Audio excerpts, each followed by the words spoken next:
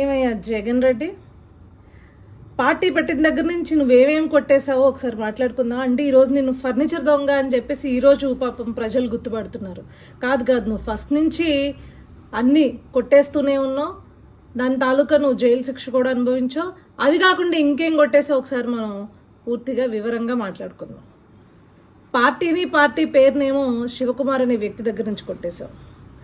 అదేవిధంగా నీ పార్టీ యొక్క క్యాడర్నేమో కాంగ్రెస్ పార్టీ దగ్గర నుంచి కొట్టేశావు.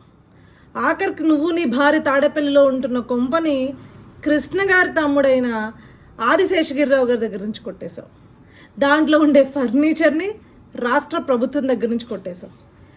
ఏ ప్రజానాయకుడైనా ప్రజల కోసం పనిచేస్తాడు, కానీ అదేంటో నీ యొక్క విలాసాలకి, నీ భార్య యొక్క విలాసాలకి రాష్ట్ర ఖజానా నుంచి ఖర్చు పెట్టి దండుకున్నావు.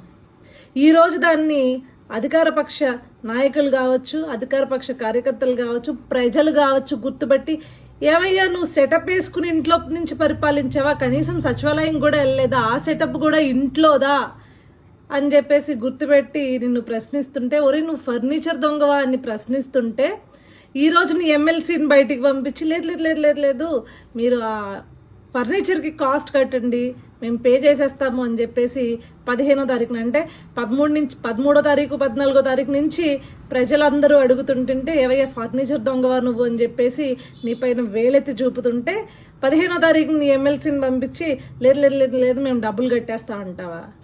సిగ్గుండాలి. ఫస్ట్ నుంచి ఎవరిదొకటిది ఏదో ఒకటి దొబ్బేస్తూనే బతుకుతున్నావు కదా జగన్ రెడ్డి.